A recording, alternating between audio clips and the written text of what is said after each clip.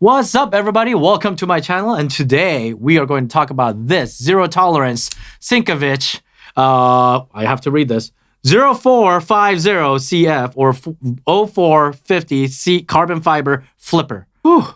I hate zero tolerance names.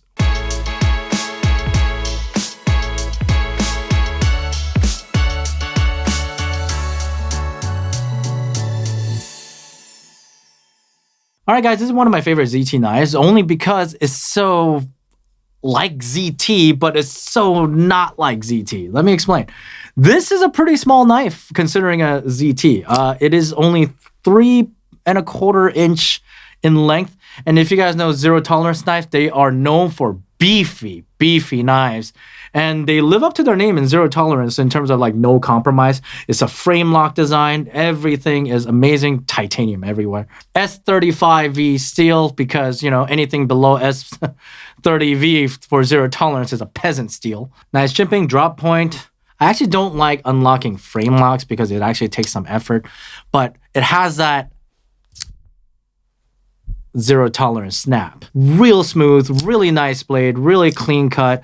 I have trouble using this other than small tasks just because I like it so much, which doesn't make any sense because knife was meant to be used, but it's one of those things like, oh, I want to take care of it. It's my love. The handle is, the carbon fiber texture on the handle is really nice because I don't know if you can see it. Hopefully on the better camera you can. It's actually fine detailed and it feels really nice for a carbon fiber. It is very ergonomic in the hand. It is a ZT knife, so it's very solid build. I have small hands, so the grip is kind of this little bit here bothers me quite a bit, but you can actually I can comfortably use this knife. I guess folks with bigger hands might like it better because it wraps around it, but at the same time, if you're right in the middle here, I'm guessing it's gonna super annoy you. It's a small knife, and it has a deep carry pocket here, and you just carry it in the pocket or your tool bag. I like the feeling of this flipper, but I don't know why, but zero tolerance knives in general require a little more pressure to engage than most other knives I own.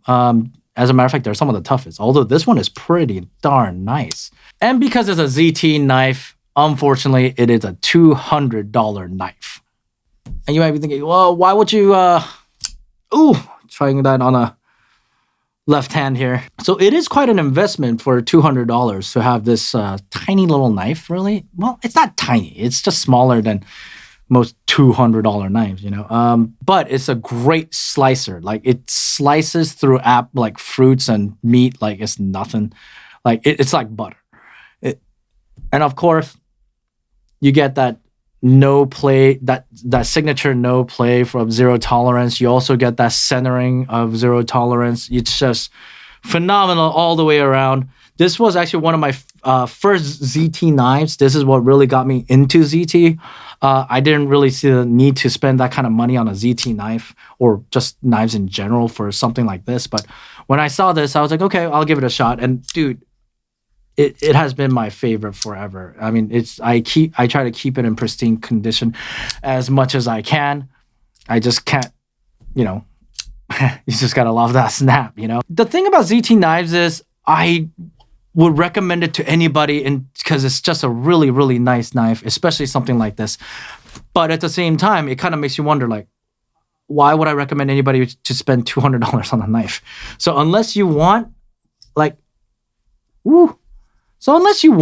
a collectible knife, usable knife, hard use, lifetime warranty, a blade you can really trust for a pocket knife, this is definitely the one I would recommend.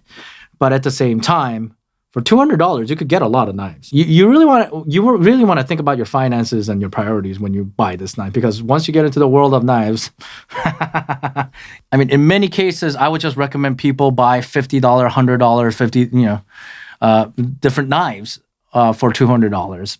But it's a freaking ZT. You know what I mean? Like, it's a zero tolerant knife. I mean, if you think all knives are made the same and there's really little different, I challenge you to go and feel and see and touch this particular knife and know that there is difference in knives. Maybe not $200 worth of difference, but I have no regrets purchasing this.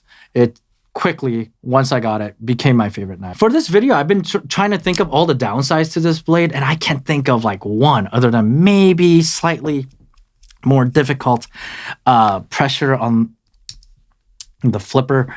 It is a frame lock, which in general is supposed to be a good thing. It's supposed to be a nice, strong lock, but it is a little more difficult for first-timers to really get into, and definitely not a first-timer knife unless you want to hit the ground running. This would be a knife that I would really be comfortable if there was ever a situation where my life depended on a knife. Yeah, this would definitely be on the list of knives that I would take. Listen to that. Okay, that's enough of that. So that is Zero Tolerance. Really, the thing about Zero Tolerance is their names are crappy. They love numbers and really weird names. Here we go. Zero Tolerance, Sinkovich 0450 CF Flipper. $200. Leave a comment. What do you think? Do you think $200 is worth spending on a knife, especially when it's this size? Do you guys like Zero Tolerance? Do you guys like ZTs? I have no idea. Leave a non-offensive comment below. So there you have it. That's all I got for this knife, because there's no negative or downsides or even stories for it, because I just took such good care of it, and I just have this really weird, like, I don't want to use it kind of a vibe to it. So see you guys next time on the next episode with more knives.